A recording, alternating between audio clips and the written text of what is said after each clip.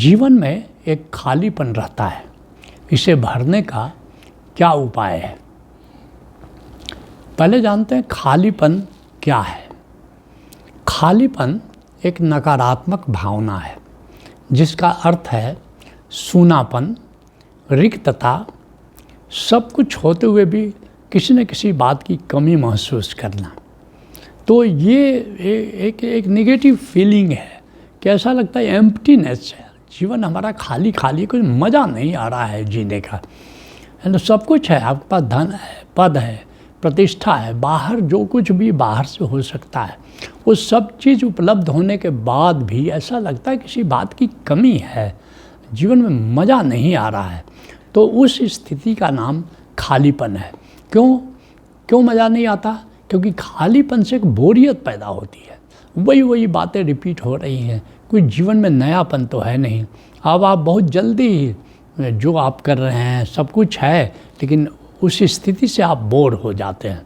ऐसा भी कर सकते हैं कि जीवन में निरुद्देश्यता हो जाती है। पहले जो धन नहीं है आप धन कमा रहे थे, पद नहीं है आप पद कमा रहे थे, प्रतिष्ठा नहीं है प्रतिष्ठा कमा रहे थे, अब तो सब हो गया।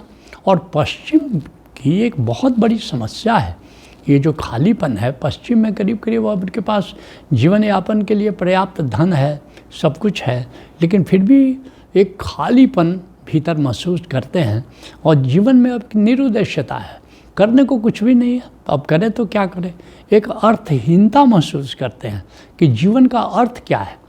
और राजा जनक जैसे लोग भी कभी कभी जीवन की अर्थहीनता महसूस करने लगते हैं। राजा जनक, आपने अष्टावक्र गीता में, सांख्य गीता में वो पंक्तियाँ पढ़ी होगी। राजा जनक सोचते थे है जीवन का क्या अर्थ, और जो बतलाए ले जाए 100 गऊ में, यह थी शर्त। राजा जनक ने जब उनके जीवन में अर्थहीनता महसूस होने लगी, जीवन में खालीपन महसूस होने लगा, तो उन्होंने क्या किया कि 100 गायों को उनकी सींग में सोना मढ़वा दिया, और दुधारू गाय, और उस जमाने में गोधन बड़ा धन माना जाता था। उन्होंने कहा अगर कोई आकर के मुझे बता दे कि जीवन का अर्थ क्या है, हम क्यों जिए। ये बचपन आया, जवानी, बुढ़ापा और फिर मृत्यु में प्रवेश कर जाते हैं, बस क्या यही जीवन है? क्या इसके आगे भी कोई जीवन है क्या? जीवन का अर्थ हम क्यों जिए? ये खालीपन उनको महसूस हुआ। और कहते हैं कि अष्टावक्र आए और अष्टावक्र ने उनको दिया कि ये खालीपन कैसे भरा जा सकता है, जीवन का क्या अर्थ है, किस लिए हम जिए। और फिर राजा जनक इसको जान करके, खालीपन से मुक्ति का उपाय जान करके बुद्धत्व को उपलब्ध हो गए। तो निश्चित रूप से ये ऐसी फीलिंग अगर आती है तो इसको आप पॉजिटिव रूप में ले सकते हैं कि इस खालीपन को भरने का हम उपाय खोजें। तो ये खालीपन जो है एक अर्थहीनता पैदा कर देती है, और ये जो जीवन में किसी आत्मीय का न होना भी खालीपन पैदा करता है। ये भी कि कोई आत्मीय नहीं है या जिसके साथ जीवन को शेयर करें, ये भी अकेलापन तो महसूस करता ही है, एक खालीपन भी महसूस करता है कि जीवन खाली खाली है, हमारे जीवन में किसी चीज़ की कमी है या किसी शख्स की कमी है। ये दोनों स्थितियां जीवन में खालीपन महसूस कराती हैं। अब सवाल उठता है कि खालीपन को भरने का उपाय क्या है? क्योंकि जीवन में खालीपन अगर है तो जीवन जीने का मज़ा तो नहीं आता। तो क्या उपाय हो सकता है? जीवन में नूतन उद्देश्य पैदा करना, जैसे महर्षि महेश योगी ने अपने विदेशी शिष्यों के लिए किया। कोई विदेशी शिष्य पैसे बहुत है, धन बहुत है, लेकिन खालीपन महसूस करता है, तो वो एक टारगेट दे देते हैं कि नया टारगेट, किसी को आज शहर का सबसे ऊंचा बिल्डिंग बनाओ तुम। अब वो बंदा नया बिल्डिंग बनाने का एक उद्देश्य, उसको नया उद्देश्य मिल गया, अब वो शहर का सबसे ऊंचा बिल्डिंग बनाने में लग गया। तो इस तरह से हज़ारों व्यक्तियों को महेश योगी ने खालीपन से उबारा, उनको नया, जैसा जिस कोटि का व्यक्ति था, जिस तल का व्यक्ति था, उसको देखते हुए, उसकी पोटेंशियलिटी को, उसकी क्षमता को देखते हुए उन्होंने एक नया उद्देश्य दिया, और नया उद्देश्य दे करके उसको खालीपन से मुक्त किया, उस बोरियत से मुक्त किया। तो ऐसा कर सकते हैं कि जीवन में एक नूतन उद्देश्य पैदा करो कि हमको ये करना है, और फिर देखोगे कि जैसे ही नया उद्देश्य आता है तो लोग खालीपन से मुक्त हो जाते हैं। उसी तरह अधिकतर लोग धन, पद, प्रतिष्ठा द्वारा अपने खालीपन को भरने की कोशिश करते हैं और कुछ समय तक सफल भी हो जाते हैं। जैसे उद्देश्य आया कि हमको और धन पैदा करना है, अब और धन पैदा करने में वो लग गया, तो उस समय कुछ समय के लिए वो खालीपन से मुक्त हो गया, धन भी हो गया। अब सोचता है कि कुछ पद मिल जाए, हमको एमएलए बन जाए, कहीं मिनिस्टर बन जाए। मैं एमएलए बन गया, एमएलए बन गया, अब मिनिस्टर बन जाए, मिनिस्टर बन गया, अब चीफ मिनिस्टर बन जाए। तो एक दौड़ लग गई, एमपी बन जाए, तो कुछ नया पद, कुछ अच्छा पद ले करके फिर अपने खालीपन को भरने की कोशिश करते हैं। कुछ लोग प्रतिष्ठा से अपने जीवन को भरने की कोशिश करते हैं, समाज में कुछ ऐसा काम करें कि हमारी प्रतिष्ठा हो जाए, कुछ अस्पताल बन जाए, धर्मशाला बनवा दें या कुछ सार्वजनिक कार्य कर लें। तो इस तरह से प्रतिष्ठा से भी कुछ लोग अपना खालीपन भरने की कोशिश करते हैं। लेकिन ये जितनी भी कोशिशें हैं वो कुछ समय के लिए ही काम करती है, वो परमानेंट स्थायी रूप से काम नहीं करते, लेकिन फिर भी कुछ समय के लिए खालीपन से निश्चित मुक्त कर देते हैं। उसी तरह कुछ लोग नई नई हॉबी कर लेते हैं, कुछ लोग बागवानी कर लेते हैं, कुछ नए नए खेल में शामिल हो जाते हैं, खेल की हॉबी पैदा कर लेते हैं, तो उससे भी खालीपन से मुक्त हो जाते हैं। कुछ लोग स्टडी का, अध्ययन का शौक़ पाल लेते हैं और किताबें पढ़ते रहते हैं और किताबों से अपना खालीपन भर लेते हैं। उसी तरह से कुछ सृजनात्मक कार्य अगर कोई करता है, कुछ सृजन करना है, कोई कविता लिख रहा है, कोई गीत लिख रहा है, कोई चित्रकारी कर रहा है, कोई मूर्ति बना रहा है, तो इस तरह से कोई सृजन कार्य में लग जाए, कोई नई इमारत बना रहा है, तो सृजन कार्य में अगर लग गया तो उससे भी मुक्त हो जाता है। उसी तरह से कोई नया व्यवसाय शुरू कर देता है, तो नया व्यवसाय में तो बड़ा वक्त लगता है, बड़ी शक्ति लगती है, बड़ी ऊर्जा लगती है। तो नया व्यवसाय में लग गया तो उसका खालीपन कुछ हद तक दूर हो जाता है। तो ये कई लोग हैं जो अपना खालीपन इन चीज़ों के माध्यम से भरने की कोशिश करते हैं। हॉबी है, बागवानी है, खेल कूद है, अध्ययन है, सृजनात्मक कार्य है, नौकरी है, व्यवसाय है। लेकिन ये सारे उपाय टेम्पररी हैं, ये सारे उपाय कुछ समय के लिए काम करते हैं और बाद में वो खालीपन ज्यों का त्यों फिर से आ जाता है। असली उपाय क्या है? खालीपन को भरने का मुख्य उपाय है आनंद भाव। अगर ये आनंद भाव से आप परिचित हो गए, आनंद भाव को आपने जान लिया, तो परमानेंट स्थायी रूप से आप अपने खालीपन को भर सकते हैं। तो ये जानना बहुत ज़रूरी है कि आनंद भाव क्या है, ताकि हम अपने जीवन में आनंद भाव को ला दें। और एक बार आनंद भाव अगर आ गया जीवन में, तो आप खालीपन के लिए सदा से मुक्त हो सकते हैं।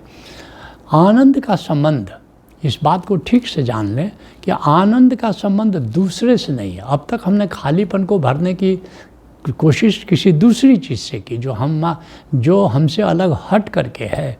लेकिन असली जो उपाय है आनंद है, और आनंद का संबंध दूसरे से नहीं है, स्वयं से है। बल्कि इसको ठीक से कहा जाए, सटीक रूप में कहा जाए, तो आनंद भाव का संबंध आत्मा से है, शरीर से भी नहीं है, मन से भी नहीं है, सीधे आत्मा से है। तो क्या है आनंद? अकारण प्रफुल्लता आनंद है। जब भी जिस आनंद से हम परिचित हैं वो आनंद नहीं, वो सुख है। सुख का मतलब क्या हुआ कि किसी दूसरे से हमको मिला। जब भी सुख मिलता है कोई न कोई कारण बाहर होता है।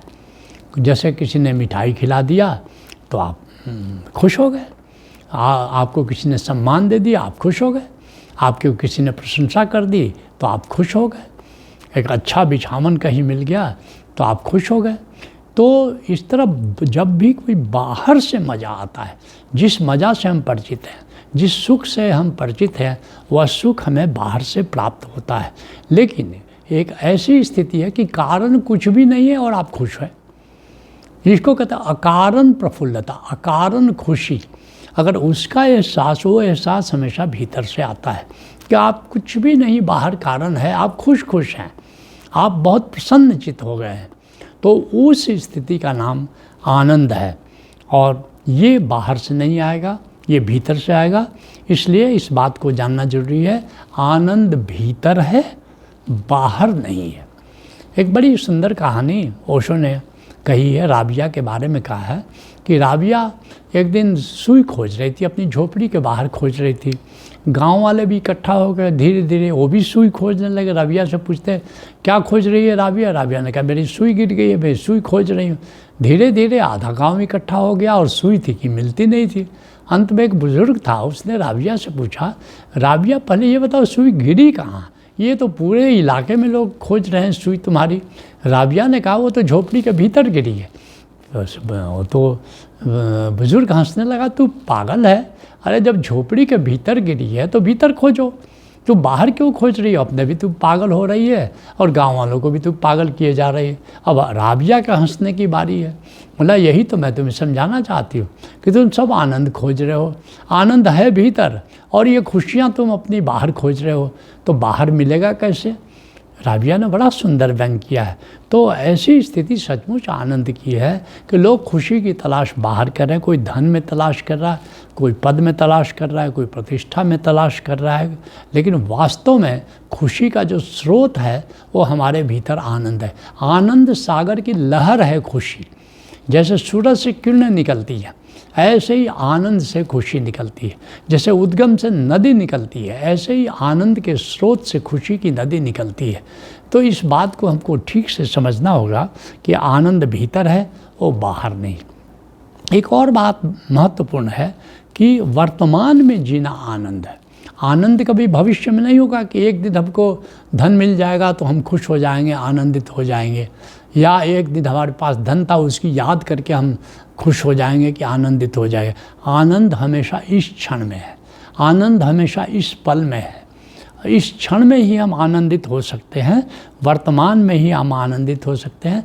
तो वर्तमान में जीने का मज़ा आनंद है, ऐसा भी इसको कह सकते हैं कि कोई कारण नहीं, हम मज़ा ले रहे हैं जीवन की, इस क्षण मज़ा ले रहे हैं, यही आनंद है। इसको ऐसा भी कर सकते हैं कि आत्म तृप्ति का अनुभव आनंद है। हम अतृप्त होते हैं तो हम दुखी होते हैं, और इस दुख के कारण काम, क्रोध, लोभ, मोह, ईर्ष्या, द्वेष ये सब आ जाता है हमारे भीतर, सारे नकारात्मक भाव आ जाते हैं हमारे भीतर। लेकिन एक भीतर कुछ भी बाहर से उसका संबंध नहीं है। हम भीतर भीतर ही अपना देख रहे हैं कि हम भीतर में जो हमारा अंतराकाश है, जो हमारा निराकार है, जो एम्प्टीनेस है हमारे भीतर, उसमें हम बिल्कुल तृप्त हैं। जैसे कहते हैं अष्टावक्र जनक से कहते हैं, तृप्तः स्वस्थेन्द्रियो नित्यम न शोचते न कांक्षति, कि मैं अपने भीतर तृप्त हूँ, मैं शोक करता हूँ अतीत के लिए, न कामना करता हूँ भविष्य के लिए। तृप्तः आपदा संपदा काले दैवा दैवेति निश्चयी, आपदा और संपदा, सुख और दुख, आपदा अपने समय पर निश्चित रूप से आता है, संतुलन के नियम के अनुसार आता है। तृप्तः स्वस्थेन्द्रियो नित्यम न शोचते न कांक्षति, इसलिए हे जनक, मैं भीतर ही भीतर तृप्त हूँ।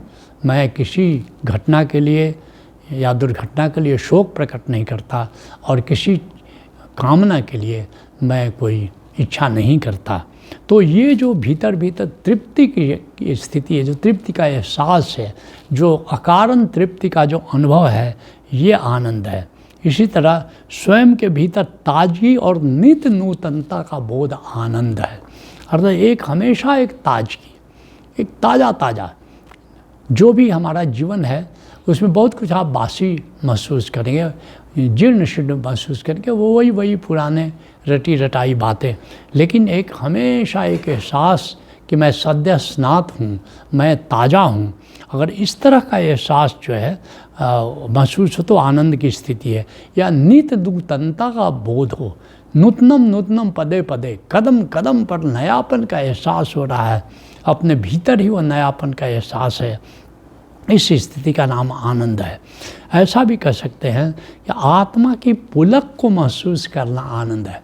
आत्मा में पुलक को महसूस कर रहे हैं। सामान्यतः हम बाहर कोई अच्छी घटना घटती है तो हम पुलकित हो जाते हैं, लेकिन आत्मा हमेशा नया है, और आत्मा में जो पुलक का एहसास है, आत्मा में जो खुशी का एहसास है, आत्मा के तल पर जो प्रसन्नता का एहसास है, उस स्थिति का नाम आनंद है।